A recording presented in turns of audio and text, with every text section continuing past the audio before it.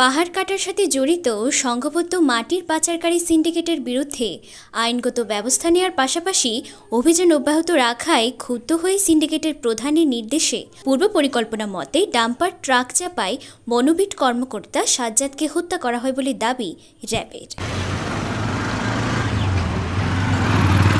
সোমবার পৃথক অভিযান চালিয়ে বিট কর্মকর্তা হত্যার মূল পরিকল্পনাকারী মোহাম্মদ কামালকে চট্টগ্রাম সীতাকুণ্ড হতে এবং হত্যার সহযোগী হেলালকে উখিয়ার কোটবাজার এলাকা থেকে গ্রেফতারের পর মঙ্গলবার দুপুরে র্যাব ১৫ কক্সবাজার সদর দপ্তরে আয়োজিত এক সংবাদ সম্মেলনে এই তথ্য জানান র্যাব ১৫ এর অধিনায়ক lieutenant colonel HM. Sajjad Hossain. ওই এলাকায় এই অসাধু চক্রের বিরুদ্ধে সারাশি অভিযান করে ইতিমধ্যে প্রায় ৫টির মতো ডাম্পার এবং বেশ কয়েকটি মাটি কাটা বা পাহাড় কাটার কাজে যে এক্সকাভেটর ব্যবহার করা হয় সেইগুলোকে তারা আইনের আওতায় উদ্ধার করে তারা প্রায় পাঁচটা মামলা দিয়েছেন।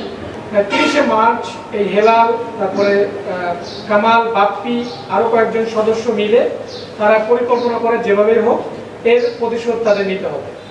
সেই পরিকল্পনা অনুযায়ী ৩১শে মার্চ এই কামাল, যে বাপ্পি, যে আপনারা জানেন যে কিছুদিন পূর্বে পুলিশ কর্তৃক গ্রেপ্তার হয়, যে বাপ্পি ছিল ওই ড্রাইভার, একটা জায়গায় যখন দেখতে পায় যে বন কর্মকর্তা বিপরীত দিক থেকে আসছে তখন বাপ্পি কামালকে জিজ্ঞেস করে যে কি করব। তখন কামাল বলছে যে গাড়ি থামাস না, গাড়ি চাপা দিয়ে চলে যায়।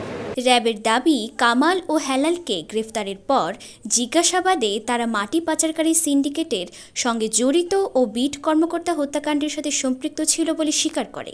গতকাল এই কামাল এবং তার আরও একজন পরিকল্পনাকারী বা সদস্য যে হেলাল সহকারে দুজনকে আমরা দুটি পৃথক অভিযানে আমরা তাদেরকে গ্রেফতার করতে সক্ষম হই। এদিকে মঙ্গলবার ভোররাতে পৃথক অভিযান চালিয়ে ২টি আগ্নেয়াস্ত্র ও ৯ রাউন্ড গোলা বারুদ সহ কক্সবাজার সদর এলাকার ডাকাতি, ছিনতাই, ভাড়াটে সন্ত্রাসী হিসেবে পরিচিত ২ জনকে গ্রেফতার করেছে বলে জানান র্যাব ১৫ এর অধিনায়ক। প্রকাশ্যে রাতের বেলা গোলাগুলি করে, যেটা সিসিটিভির মাধ্যমে আপনারা দেখেছেন, এবং প্রত্যেকের কাছে আগ্নেয়াস্ত্র ছিল। ৫ জন সদস্য যায় এবং ৫ জনের প্রত্যেকের কাছে আগ্নেয়াস্ত্র দেখা যায় এবং তারা বেশ কয়েক রাউন্ড গুলিও করে ওই বাড়িটাকে লক্ষ্য করে। মামলা দায়ের করা হয়েছে।